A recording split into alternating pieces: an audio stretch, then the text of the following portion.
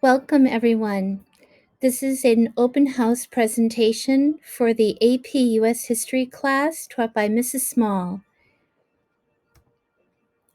I would like to introduce myself to those of you who do not know me.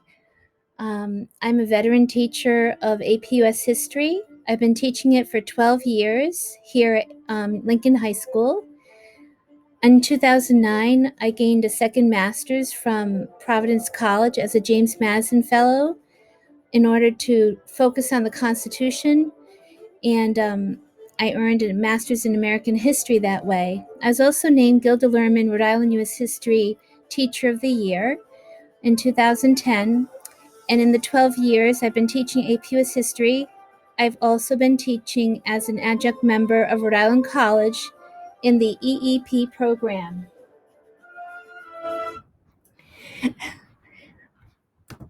So, welcome to AP US History. For all the new parents, a little salute to all my veteran parents who have had siblings through this course.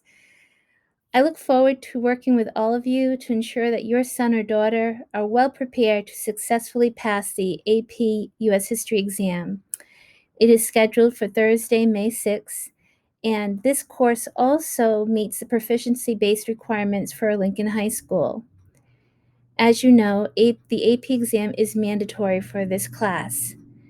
I often describe the AP course as being different from an honors course in that it's like being on the Acela. This is the fast train leading to that AP exam. We will be finished the curriculum by the College Board on May 6th. But as you know, the remaining students that take honors go through the entire curriculum ending with school in June.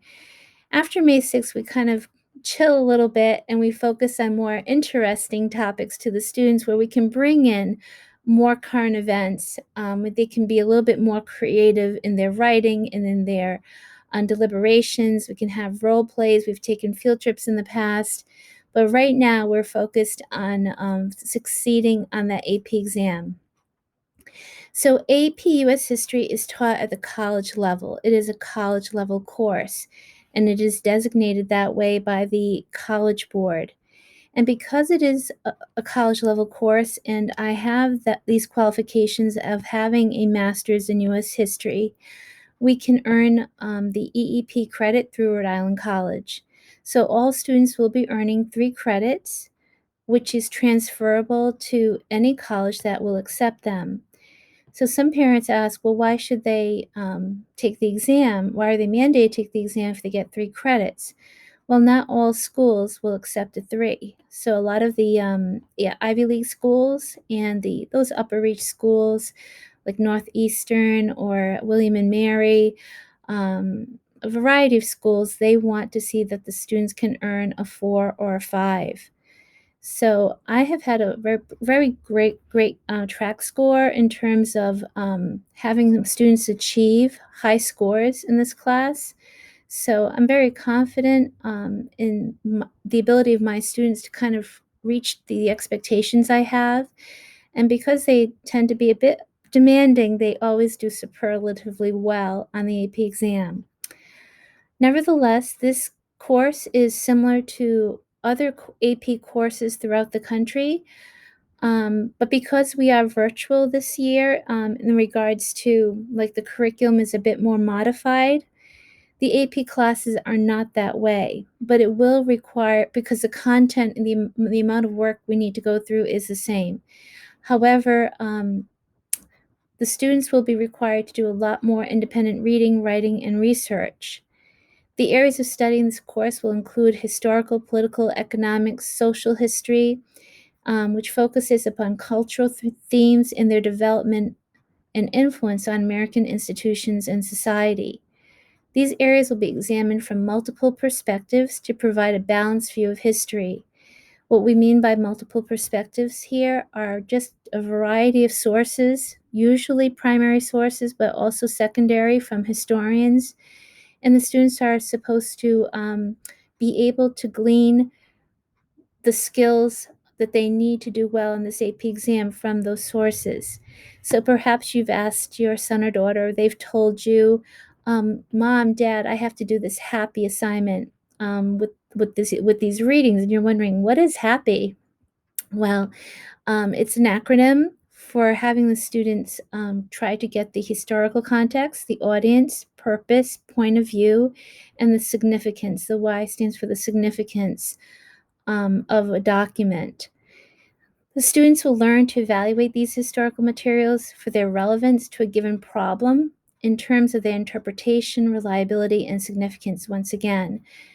So we are now studying the American Revolution, and we're looking at a variety of documents in a primary source reader from Benjamin Franklin, from Adam Smith, and they're trying to interpret these given the context of what is happening in that historical time frame. Students will be required to reflect upon the evidence and interpretations presented in this historical scholarship and arrive at responses based upon their understanding of these series of documents. So they'll be required to do that not only in our class discussion, which I spend a lot of time going over the documents and having the students tell me about an excerpt that speaks to them, about a skill that they would use in that document if they had to write about it as a piece of outside information in their essays.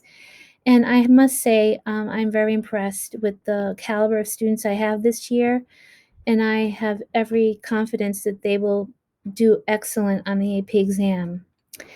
The course is divided into 2 semesters, so we start with pre-discovery through reconstruction. Hopefully we'll get there by Christmas, and then we'll take up, after Christmas break, the Gilded Age to the present. My intention is that we leave several weeks in April as a review month before the exam in May. And I've always found that to be a key to the student's success on the AP exam, because often they do not remember what they learned over the summer assignments, what they've learned in September and October. And so reviewing that information really helps them really be ready to do well on that exam and to excel. So this is just a quick overview of the periods of study. We will be studying these 9 periods, which are set by the College Board, and the weight of the exam on the AP US History exam is right there on your right. And I'm very happy that we are already into period 3. And by Christmas, we should be done with period 5. So that's more than half of the curriculum. So we're right on track. But like I said, this course is like the Acela. It keeps going, and it does not allow me to spend too much time on a particular area. So the students must do a lot of independent work. However, that being said, they must and they should always reach out to me.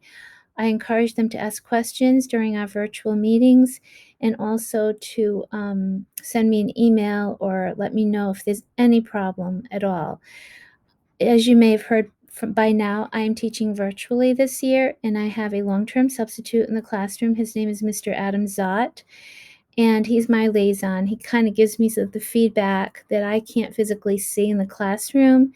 So I can, that feedback allows me to adjust my instruction and to be very, palpable about, what the students are getting, on their frustrations, their anxieties, and where they're at, and to see if I can move ahead, whether I need to review something. So he gives me a pretty good sense of that in the classroom. The AP exam, pretty much, I'm spending the time to go over this with you so that you see that the things that I assign the students in class are completely aligned to what they will be tested on the AP exam. As you know, they have a link to a AP College Board site. I take many of their quiz questions from that. There are many examples that I've shown the students from different teachers throughout the country and the way they explain the skills. So as you look here, there are 55 multiple choice questions, which take 55 minutes. There are 3 short answer questions, which are 40 minutes of the exam and 20%. There is 1 document-based question, That's 25%, and they're allowed 60 minutes, which includes a 15-minute reading period, and a long essay, which is 15% of the exam. So we have already practiced essentially everything that's necessary to do well in the AP exam in terms of the skills. What we have to focus on now is the content. We have to get through the content, and we will do that by continually practicing these skills. The students have just completed their first document-based essay on Friday. Basically, that is of all these things, I think that is the most complex. The free response essentially asks the same thing, but they haven't quite done that yet, but the skills are there that are embedded in the document-based question. And they've had a lot of practice with multiple choice questions and short answers. So please note what I've written on the side here. Assignments require substantive independent learning and preparation. Often the parents, if you're new to having a child that's in AP US history, you may be a little bit concerned or taken aback that the work takes so long. And if you were to review AP US history syllabi throughout the country, you would find that the average time spent is about 2 hours per class. However, that is not my concern, and it is not in my objective to give them 2 hours of work. Rather, I give them what I feel is necessary and appropriate for them, no matter what, in terms of, being reasonable. And I do give them time to do it. So often, a more chunky assignment would be assigned over the weekend. And it is my expectation that they, on their own part, will budget their time and also chunk the assignments. I tell them that they cannot wait till the night before. Procrastination will just basically bury a student who's taking this course or multiple AP courses. So it really encourages them to become more mature. It teaches them how to discipline themselves and budget their time, and that's really, really important for them and for you. So your encouragement in that regard is very important to me as a teacher. Assignments are based on essential topics and learning objectives of the AP College Board. There's no fluff here. Unfortunately, there's no time, especially this year where I meet with the students really with less time than I would in previous years because of the virtual accommodations we've had to make. The assignments are given to reinforce comprehension, analysis, and interpretation. They are also assigned to serve as a review for the AP exam on May 6, 2021. So everything has a purpose. Once they complete it, and if it's done well, and of course I always give them feedback, whether it's through Google Classroom or in our virtual meetings, then they have good material to review for the exam in May. That being said, this is just a quick overview of topics. When I did this recording initially the first time, it was 30 minutes. You don't have 30 minutes, and you don't want to listen to this for 30 minutes. So I just put here on this slide some bullets of things that you can do at home to support your APUSH learner. Basically, if they have a question, a concern, they should communicate with me as their AP teacher. And that's really the key to success. It's a two-way street. If they have an injury, if they're going, whatever, if they're overwhelmed, if they need a little bit more time, of course, I have to have objective standards. And I can point out at this point, I have kind of lessened my penalty for late work. It had been when we started school, I had written in the syllabus, I would give them a 50 for late work, and I've kind of modified that to 70 because I realize that we're really in a new place here, and the virtual learning is a lot more difficult, especially when they're taking multiple classes. So it doesn't mean I can't go any slower, and it's the student's job to make it up, but at least the penalty will not be as stiff if they were in the classroom. The course is challenging, but the students have to believe in themselves and be willing to accept their rigor as a novice historian. They have to be willing to dedicate and persevere through a struggle, which without that struggle, there can be no victory. They should acquire some self-discipline, as I mentioned, chunking their work to do a little bit every night and not leave it till the night before. They should set aside a quiet place without distractions, without the cell phone, without texts, so they can focus on reading and writing. They need to do this because they must retain this material and reflect on it to make the appropriate connections, and then be able to then call upon this material for the AP exam. If they don't do that, they're wasting their time, precious time, in order to be successful. They must be continually reviewing the material so as to draw these connections, and they have to be willing to readjust their understanding based on the evidence and not go into it with so many personal biases or their own perceptions. We always have to come to these documents from a place of humility. Like, this is someone I don't know who's written this document, and they lived through a period that is much different from our own, and so we have to evaluate them from their own time period.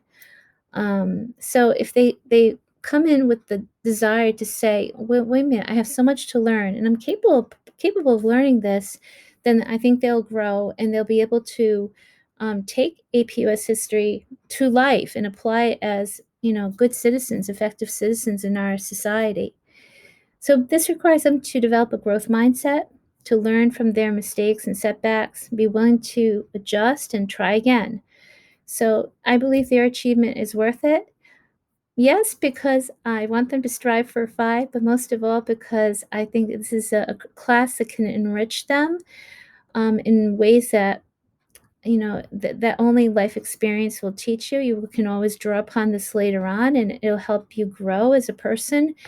And I know they can do this. I have confidence in their ability to do this, especially all the students in this class right now.